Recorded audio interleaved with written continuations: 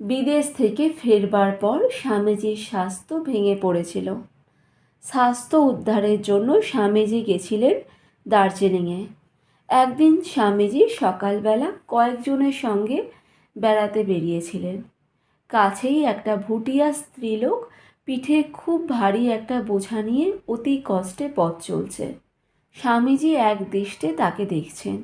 স্ত্রী লোকটি পথ চলার কষ্ট তিনি যেন মর্মে মর্মে অনুভব করছেন। হঠাৎ স্ত্রী লোকটি হোঁচট খেয়ে বোঝা শুদ্ধ পড়ে গেল। পাঁজরে তার প্রচণ্ড আঘাত লাগলো। স্বামীজিও সঙ্গে সঙ্গে পাঁজরে নিদারুণ আঘাত বোধ করলেন। থমকে দাঁড়ালেন তিনি। একটু পরে বলে উঠলেন, বড্ড ব্যথা লেগেছে, আর যেতে পারছি না। সঙ্গীরা জিজ্ঞাসা করল, স্বামীজি কোথায় ব্যথা লেগেছে? তিনি তার পাঁজরের কাজটা দেখিয়ে বললেন, এইখানে। দেখিসনি ওই স্ত্রী লোকটির লেগেছে? অনুভূতি যাদের অসাধারণ তীব্র, তাদের ক্ষেত্রে এরকম অনেক সময় ঘটে। ঠাকুর শ্রী রামকৃষ্ণের জীবনেও এরকম ঘটনা ঘটতে দেখা যায়। মাঝ গঙ্গায় এক মাঝি ঝগড়া করতে করতে আর এক মাঝির পিঠে প্রচণ্ড এক চড় মেরে বসলেন। তীরে বসে থাকা ঠাকুর সেই চড়ের আঘাত নিজের পিঠে অনুভব করে আর্তনাদ করে উঠেছিলেন। আলোয়ার রাজ্যের অনেক ধনী ভক্তের কাছ থেকে আমন্ত্রণ এসেছে স্বামীজির, কিন্তু একজন দরিদ্র বৃদ্ধার নেমন্তণই স্বামীজি সবচেয়ে আগে সবচেয়ে আনন্দের সঙ্গে গ্রহণ করলেন। মনে পড়ল, পরিব্রাজক জীবনে একবার তিনি এই বৃদ্ধার কাছে ভিক্ষা গ্রহণ করে খিদে মিটিয়েছিলেন। স্বামীজি বলে পাঠালেন, তার হাতে আবার সেই মোটা মোটা চাপাটি খেতে চান। স্বামীজি এসেছেন বৃদ্ধার বাড়িতে, শিষ্যদেরও নিয়ে এসেছেন। বৃদ্ধার আনন্দ আর ধরে না। স্বামীজির কথা মতো সে মোটা মোটা চাপাটি করছে।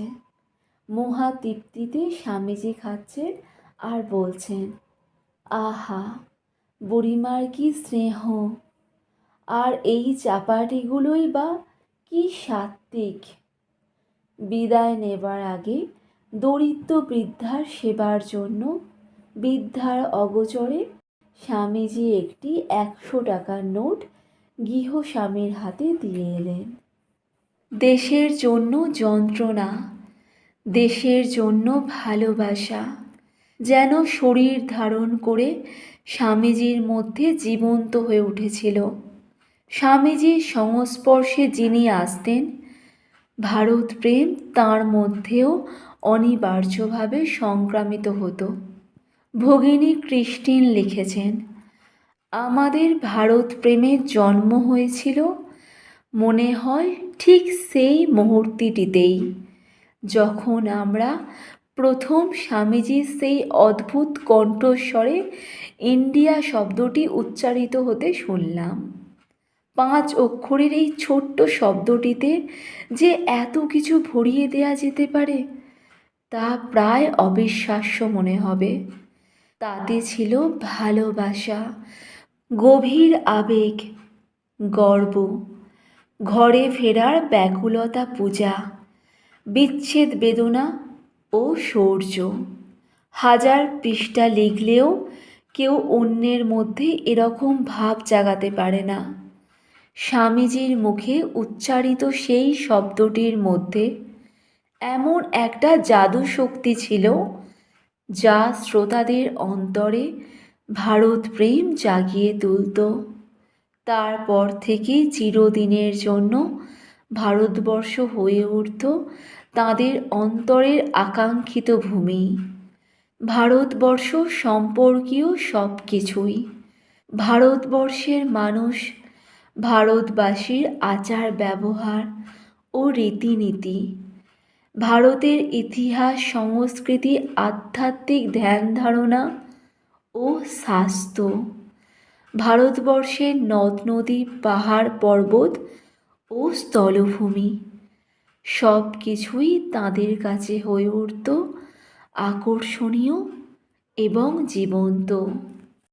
লাহোরে স্বামীজির সঙ্গে দেখা বাল্যবন্ধু মতিলাল বসুর। সে গ্রেট ইন্ডিয়ান সার্কাসের অন্যতম স্বত্বাধিকারী। সার্কাস দেখতে লাহোরে এসেছে। বহুদিন পর বন্ধুকে দেখে স্বামীজি আগের মতোই মহা উল্লাসে আলাপ জুড়ে দিলেন। কিন্তু মতিলাল তাঁর বিশ্ববিশ্রুত বন্ধুর কাছে খুব সংকোচ বোধ করতে লাগলেন। শেষে ভয়ে ভয়ে জিজ্ঞাসা করলেন, ভাই, তোমায় এখন কি বলে ডাকবো? স্বামীজি বললেন, মতি, তুই কি পাগল হয়েছিস নাকি? আমি কি হয়েছি? আমিও সেই নরেন, আর তুইও সেই মতি। স্বামীজি এমনভাবে কথাগুলো বললেন যে মতিলাল বাবুর সমস্ত সংকোচ দূর হয়ে গেল। স্বামীজি আমেরিকা থেকে ফেরবার পর আলোয়ারে এসেছেন। স্টেশনে অগণিত বন্ধু, অনুরাগী ও গণ্যমান্য ব্যক্তিরা এসেছেন তাকে দেখতে। হঠাৎ স্বামীজির চোখ পড়ল দূরে দিনহীন বেশে তাঁর এক অনুরক্ত ভক্ত দাঁড়িয়ে আছে। বহুদিন পরে স্বামীজিকে দর্শন করার আনন্দ তার চোখ মুখে ফুটে উঠেছে। সেও চায় স্বামীজির সান্নিধ্য লাভ করতে, কিন্তু গণ্যমান্যদের ভিড় ঠেলে স্বামীজির কাছে আসতে তার সাহস কুলাচ্ছে না। স্বামীজি কিন্তু তাঁর ভক্তকে দেখা মাত্রই স্থান, কাল, আদব কায়দা, লোক লজ্জা ভুলে চেঁচিয়ে ডেকে উঠলেন, রামসেহি, রামসেহি। চারপাশের ভিড় ঠেলে তাকে কাছে ডেকে আনলেন। তারপর আগের মতো প্রাণ খুলে তার সঙ্গে কথা বলতে লাগলেন। পরিব্রাজক জীবনে স্বামীজি একবার আলমোড়ার কাছে খিদেয় এবং পথশ্রমে মৃতপ্রায় হয়ে পড়েছিলেন। সঙ্গী ছিলেন স্বামী অখণ্ডানন্দ। কাছেই থাকতেন এক মুসলমান ফকির। স্বামীজির অবস্থা দেখে একটা শশা এনে তিনি তাকে খেতে দিলেন। তাই খেয়ে স্বামীজি অনেকটা সুস্থ হয়ে ওঠেন।